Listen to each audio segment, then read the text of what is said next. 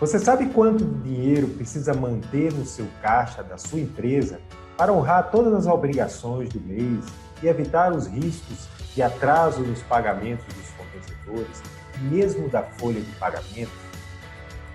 E você sabe quanto precisa economizar para enfrentar aquelas situações de sazonalidade nas vendas, uma queda eventual nas vendas, ou o atraso no recebimento de clientes, ou mesmo despesas emergenciais, sem precisar recorrer àquelas fontes de financiamento de curto prazo, como conta garantida e hot money, que são muito caras e que nem sempre estão disponíveis para a pequena empresa? Eu sou Paulo Farias e nesse vídeo eu vou lhe mostrar exatamente o que você precisa saber sobre capital de giro e por que ele é tão importante para a saúde financeira do seu negócio.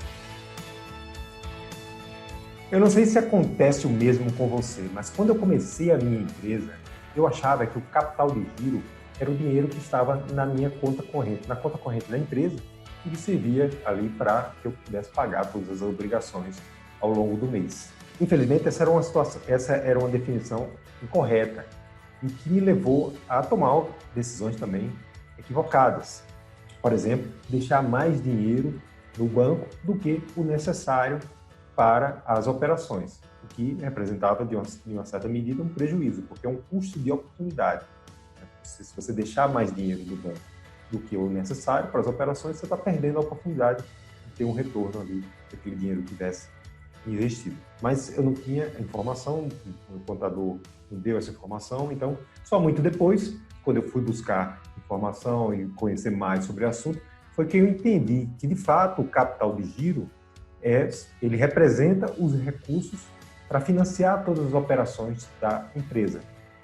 Mas, além das contas correntes e do caixa, ele é composto também do estoque e também das duplicatas a receber, ou seja, das contas a receber das vendas que você fez a prazo, que geraram os títulos e que é considerado também parte do capital de giro. Ou seja, a soma aí da conta corrente, do estoque e das duplicatas a receber formam o que também, na linguagem contábil, é chamado de ativo circulante. Por que ele é ativo? Porque é uma propriedade da empresa. E circulante porque ele é extremamente líquido. Ou ele é dinheiro, ou ele pode se transformar rapidamente em dinheiro, né, para que você, a partir dali, você consiga financiar todas as operações da empresa. Bom, como sempre, eu gosto de trazer alguns exemplos práticos para que você entenda isso de uma forma mais prática. Então, vamos ver aqui no computador um exemplo de um capital de giro. Bom, então vamos olhar aqui esse exemplo. Então, a gente tem, digamos aqui, uma empresa onde, em um dado momento, ela tem no seu ativo circulante, no caixa, ele tem 200, então o caixa pode ser lá uma conta corrente no banco, tem 200, ele tem estoque, tem 300 em estoque, e ele tem aqui duplicatas a receber no valor de 500. Então, qual é o total do capital de giro? O total do capital de giro, nesse caso aqui, é de 1.000. Então, ele tem lá R$1.000, ou seja, a moeda, para cumprir as obrigações. E quais são as obrigações que ele já tem aqui registradas no passivo circulante, ou seja, as obrigações de curto prazo? Ele tem contas a pagar no valor de 400, salários e encargos de 200 e impostos e taxas no valor de 100. Então, o total aqui do passivo de R$700. Bom, então, o que é que a gente pode concluir já olhando aqui para esses primeiros números? Primeira coisa é que o volume do capital de giro da empresa depende do seu volume de vendas e também da política de crédito, além do nível de estoque que é mantido. Obviamente, porque quanto mais você vender, se você vender a prazo, você vai ter mais duplicados, contas a receber. Isso vai fazer com que o capital de giro suba. Se você compra mais estoque, também o seu capital de giros vai subir. Então, tem uma relação direta aí. E quanto maior o prazo que eu der para os meus clientes, a gente vai ter também aumentar esse capital de giro. O que pode não ser tão bom, a gente vai ver isso mais na frente. Uma outra coisa aqui que a gente pode tirar desses números aqui é um outro conceito, que é o capital de giro líquido. O que é o capital de giro líquido? é exatamente o capital, o ativo circulante menos o passivo circulante. Então, nesse caso aqui, 1.000 menos 700. Então, o capital de giro líquido, nesse caso aqui, é de R$300. Em princípio, isso é uma boa informação, porque significa que a empresa está operando com uma folga financeira. Agora, isso não significa ainda que a empresa não vai ter nenhum problema para honrar os seus compromissos, porque embora ela tenha uma folga financeira, ela pode ainda ter problema de descasamento no fluxo de caixa. Quando é que isso acontece? Isso acontece quando os seus pagamentos eles estão vencendo antes dos seus recebimentos. Tá? Então, isso vai ficar mais claro quando a gente falar sobre um outro conceito, que é a necessidade de capital de giro. Então, a gente vai ver mais à frente que mais importante do que o capital de giro por si só é você calcular qual é a sua efetiva necessidade de capital de giro. Porque esse número, sim, vai significar o dinheiro que você precisa manter no caixa. Agora, por enquanto, eu queria antes reforçar exatamente esse conceito aqui do capital de giro. Então, ele é o conjunto dos recursos que a empresa tem em mãos para financiar todas as operações da empresa. E é interessante esse termo financiar, porque ele é efetivamente o que significa.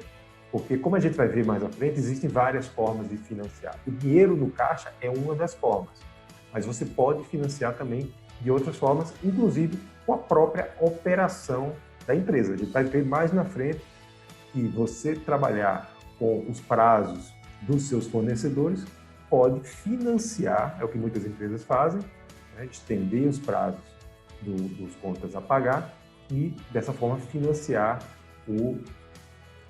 as operações de venda para os clientes. A gente vai ver isso mais claro e você vai entender muito bem isso. Mas, por enquanto, eu queria reforçar aqui esse conceito. Com o capital de giro, você vai ter os recursos para financiar todas as operações da empresa, incluindo aí as vendas e também a política de crédito para os seus clientes, ou seja, as vendas a prazo, elas vão ser financiadas através do capital de giro, e todas as outras obrigações. Então, os pagamentos dos fornecedores, os custos de manutenção do estoque, as obrigações tributárias, o pagamento, os custos relacionados às vendas, o pagamento do pessoal administrativo, tudo aí é financiado pelo capital de giro. Aqui é importante também destacar que existem dois tipos de capital de giro.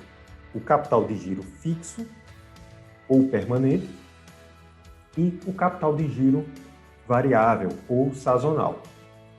O capital de giro fixo permanente é aquele volume mínimo que você precisa manter de capital de giro para tocar as operações cotidianas aí da empresa, as operações regulares. Já o capital de risco variável ou sazonal, como o próprio nome está dizendo, você vai lançar a mão dele quando você tiver aí as sazonalidades. Então, por exemplo, você tem uma compra de estoque antecipada, você tem uma oportunidade de comprar um estoque mais barato, ou porque você tem pela frente uma época de alta nas vendas, então, naturalmente, você vai precisar de um capital de giro maior.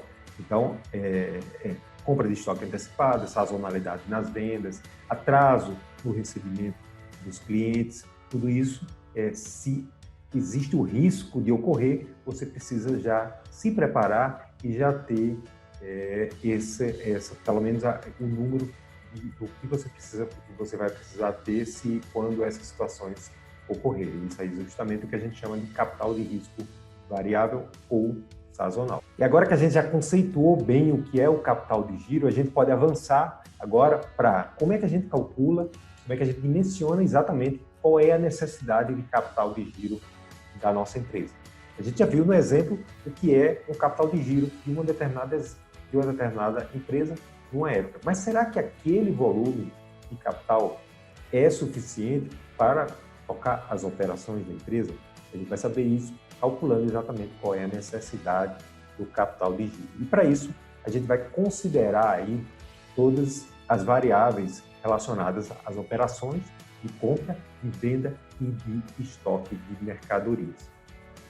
E aí tem dois conceitos que eu vou precisar explicar para você aqui, antes de entrar exatamente na forma de cálculo. Um é o ciclo operacional e o outro é o ciclo de caixa. Vamos voltar aqui para o computador, que eu vou mostrar aqui no diagrama o que é o ciclo operacional e o que é o ciclo de caixa. Bom, como a gente está vendo aqui na figura, o ciclo operacional é esse maior aqui, que inicia com a compra da matéria-prima e vai se estender até o recebimento das vendas. Tá? Então, ele começa aqui, termina aqui, no final, aqui, com o recebimento das vendas. E aí tem dois prazos aqui que compõem o ciclo operacional, o prazo médio de estoques e o prazo médio de cobrança e recebimento das vendas. Por outro lado, a gente tem aqui embaixo o ciclo de caixa, também chamado de ciclo financeiro, que é o período compreendido aqui entre o desembolso para pagamento dos fornecedores e depois o recebimento dos clientes. Normalmente, como você vê, existe aqui um descasamento. Então, numa empresa que trabalha com compra e venda de mercadorias, usualmente você tem que pagar primeiro seu fornecedor para só depois receber dos seus clientes. Então, essa diferença que a gente vê aqui entre o ciclo operacional e o ciclo de caixa é exatamente a diferença, ela vai levar a gente a entender exatamente qual é a necessidade do capital de giro. Então, agora que você já entendeu o conceito aqui no gráfico, vamos ver as fórmulas. Vamos olhar aqui esse exemplo aqui dessa empresa. Essa empresa aqui, ela trabalha com prazo médio de recebimento das vendas de 45 dias. A partir do momento que ela vende para o cliente, ela demora 45 dias para receber. O prazo médio do estoque é de 30 dias, então um giro de estoque aí de 30 dias. E o prazo médio de pagamento dos fornecedores de 35 dias. Por último, aqui uma informação também que é necessária, que é o prazo médio das obrigações fiscais, que é de 80 dias. Então, por esses números aqui, a gente já sabe, por exemplo, qual é o ciclo operacional. O ciclo operacional é o prazo médio de recebimento das vendas mais o prazo médio do estoque. Então, são 75 dias. O ciclo, ele ocorre em 75 dias. O ciclo operacional total. O ciclo financeiro, por sua vez, vai ser o ciclo operacional menos o prazo médio de pagamento. Então, 75 menos 35, exatamente. Então, a gente tem 40 dias do ciclo financeiro. Com isso, a gente consegue calcular exatamente o valor, os valores, aqui na forma, de contas a receber, de estoque, de contas a pagar e de obrigações fiscais. Esses valores, como é que são calculados? Aqui, a gente não colocou aqui no quadro, mas só para explicar de uma forma bem simples. Você tem o valor médio de vendas. O valor médio de vendas, o valor médio do seu custo de estoque e o valor médio aí de contas a pagar de fornecedor diário. Você multiplica pela quantidade de dias de cada um dos prazos e aí você tem exatamente qual é o custo ali no período, porque o que importa é o custo no período do ciclo operacional. E aí você vai calcular a necessidade de capital de giro. Então, nesse caso aqui, qual que é? Então, eu tenho a necessidade do capital de giro, eu tenho aqui 750 mais 300, para saber exatamente aqui a fórmula das contas a receber mais estoque, menos o contas a pagar, então eu vou chegar a um capital de giro de R$400. Então, o que é que isso significa? Significa que dos R$1.050 que são aplicados nas operações, então, meu ativo SICA é de 1.050, esse é o meu capital de giro. Desses 1.050 que estão no meu capital de giro, eles estão sendo, uma parte deles está sendo financiada pelas próprias operações da empresa e uma parte precisa ser financiada com uma necessidade de capital de giro adicional, que é justamente esses R$400. Agora a gente vai fazer uma mudança aqui numa variável para você entender o que é exatamente a gestão do capital de giro, como você otimiza essa gestão do capital de giro. Vamos dizer que a empresa aqui alongou o prazo médio de pagamento dos seus fornecedores para 60 dias. Quando ele fez isso, o contas a pagar, que era 467, passou para 800. Você tem contas a pagar em médio por dia, você multiplica pela quantidade do prazo médio. Então, ele alongou o prazo de pagamento dos fornecedores. Com isso, o que é que acontece aqui na fórmula? Quando a gente joga na fórmula, a gente tem agora uma necessidade de capital de giro de 67. Então, o que é que esse número aqui significa? Isso significa que as operações da empresa estão sendo autofinanciadas. Praticamente estão sendo autofinanciadas. A necessidade de capital de giro aqui, nesse segundo caso, ela é muito pequena. Ela baixou para 67. Por quê? Porque eu alonguei o prazo. Essa empresa ela conseguiu alongar o prazo de pagamento aos seus fornecedores. Então, na prática, os fornecedores estão financiando as operações de venda aos clientes. Um efeito semelhante ocorreria também se a empresa conseguisse reduzir os prazos de recebimento das duplicadas ou aumentar o giro do seu estoque, ou seja, reduzir o prazo médio de estoque. Teria também um efeito semelhante.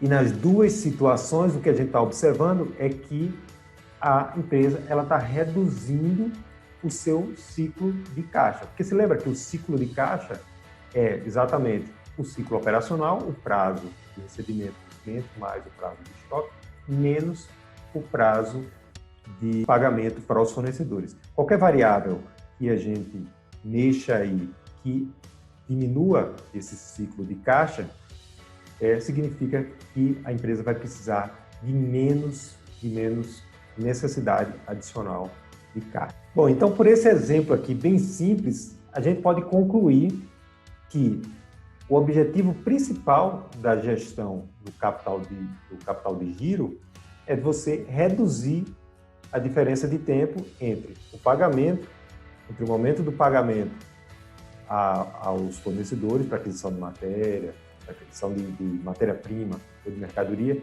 e o recebimento do cliente. Quanto menor for esse prazo, melhor. Inclusive, se você tem uma empresa onde você consegue receber antes de produzir, você tem uma necessidade de capital de giro negativa, porque toda a operação está sendo financiada antes toda a produção, né? O estoque está sendo financiado pelo próprio cliente, tá? Mas a gente sabe que isso nem sempre é possível, na maioria das vezes isso não é possível. Então, cabe ao gestor aí, o administrador financeiro, trabalhar justamente para reduzir o prazo dos estoques, aumentar o giro do estoque, né? Negociar sempre que possível a ampliação dos prazos de pagamento aos fornecedores e também evitar prazos muito longos de recebimento dos clientes, a menos que, obviamente, essa seja uma estratégia de ampliação da venda e você esteja muito bem preparado em termos de capital de giro, em termos de órgão financeiro para financiar esse capital de giro. E falando em financiamento de capital de giro, quais são as opções, quais são as alternativas que o administrador financeiro, que o empresário tem para financiar esse capital de giro? Bom, então as alternativas são, em primeiro lugar, o capital próprio da empresa, né? O capital que os sócios colocam no caixa ou os lucros que foram retidos, que são mantidos ali nas contas de disponibilidade para bancar esse capital de giro. Em segundo lugar, os empréstimos e financiamentos de longo prazo com taxas de juros baixas, que são boas opções também de financiamento. Em terceiro lugar, você pode descontar as suas duplicadas. Então, se você tem pagamento vencendo antes dos recebimentos, você pode, através do banco, descontar aí essas notas promissórias e, pagando uma taxa de desconto, você antecipar esse recebível. Pode ser uma opção também. E a última opção, que é vamos dizer assim, a pior do ponto de vista de custo financeiro, são os empréstimos bancários de curto prazo. É a conta garantida e o hot money, que o ideal é que você evite, porque no Brasil, especialmente, eles são muito elevados. E quais são os principais fatores que provocam aí dificuldades no capital de giro? Mesmo sabendo como calcular, como se antecipar, como administrar, você ainda pode ter algumas dificuldades. A primeira delas é com a redução de vendas. Se você está num momento de crise, as vendas caem e você não consegue se antecipar a isso e reduzir despesas também, você pode ter problemas, você não consegue se livrar do estoque, então isso vai afetar diretamente o capital de giro. O outro é o crescimento na inadimplência, clientes começam a atrasar ou não pagar, e isso vai afetar diretamente o seu caixa. Então, nos dois casos é muito importante que você tenha indicadores que acompanhem muito de perto isso e que aí o administrador financeiro, o empresário, já tome medidas preventivamente na hora que esse cenário estiver ocorrendo. A gente vai ter um próximo vídeo, onde eu vou falar somente sobre esses dois pontos, que estratégias você pode ter na sua empresa para lidar com essa situação, que muitas vezes a gente não tem como evitar. Então, existem estratégias para lidar com a redução de vendas e com o crescimento na inadimplência. Mas existem outros fatores também que são internos à empresa, são frutos aí de políticas não muito bem definidas ou de falta de diálogo entre os setores da empresa. Então, por exemplo, alongamento dos prazos nas vendas. Então, o comercial quer vender de qualquer jeito e alonga os prazos, oferece mais prazo para o cliente, parcela ali, isso sem um planejamento financeiro, e isso vai acabar refletindo no caixa. Tá? Então, isso não pode acontecer. O administrador financeiro precisa estar muito conectado com a área de vendas. Um outro problema comum é o aumento das despesas financeiras. Você começou a ter um problema de descasamento e lançou mão lá de uma conta garantida, isso efetivamente vai gerar despesa financeira e pode agir aí como uma bola de neve e vai afetar de forma mais definitiva o capital de giro. E, por fim, aumentos de custos e despesas de natureza operacional. Então, se não tem um controle muito bom de orçamento e de despesa, você, com o tempo ali, essas despesas vão crescendo e você não tem como trabalhar bem o capital de giro para cobrir essas despesas. Então, é muito importante que tenha uma administração do fluxo de caixa realmente muito forte, né? Desde o orçamento, desde a definição do orçamento e do controle aí de todos os pagamentos e todos os recebimentos. Algumas atividades também, eles acabam enfraquecendo o capital de giro. Primeiro, é quando você tem prejuízo.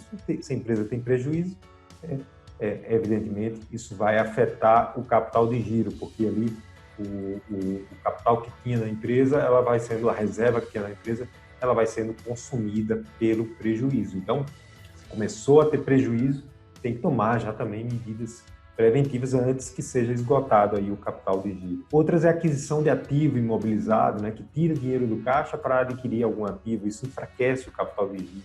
E a distribuição de lucros.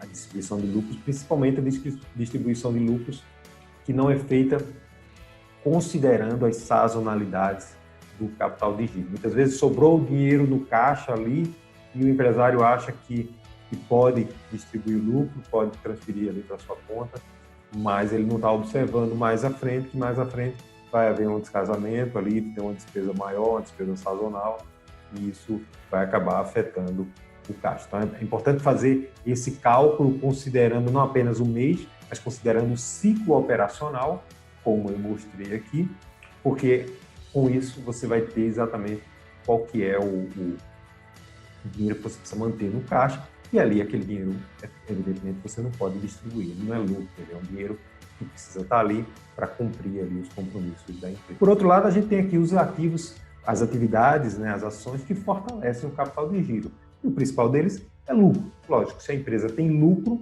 né, sobra mais dinheiro e aí você consegue construir ali, reforçar o seu capital de giro, construir uma reserva financeira, e isso é muito bom. Então, a gente tem que estar sempre perseguindo o lucro. Já falei aqui sobre isso.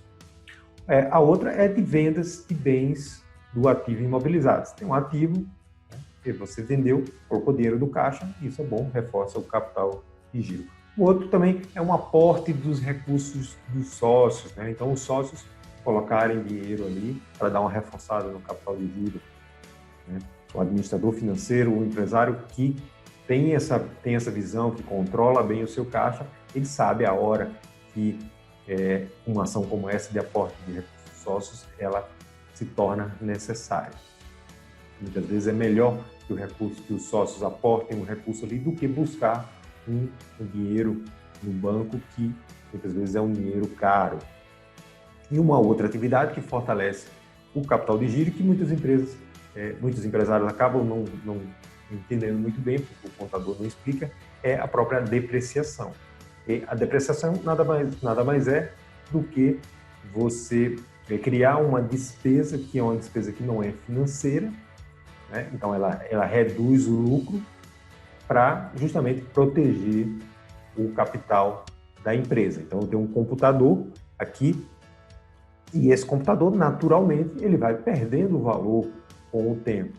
E daqui a 2 anos, talvez, daqui a 3 anos, eu vou ter que comprar outro computador. Então, o correto é que a gente vá fazendo a depreciação dele com o tempo, porque isso aí já vai abatendo do lucro e formando ali uma reserva para que mais na frente a gente possa comprar esse computador até mesmo à vista e saindo mais barato. Estamos chegando então ao final do nosso vídeo e o objetivo aqui desse vídeo hoje era alertar que mesmo a empresa que tem uma operação lucrativa, uma operação rentável, com boa margem de lucro, ela precisa ter também uma boa gestão do seu capital de giro, porque apenas uma boa gestão do capital de giro é que vai manter aí o fluxo de caixa saudável. E pelo contrário, se você não tem uma boa gestão, mesmo com as margens de lucro positiva, você pode eventualmente ali ter algum problema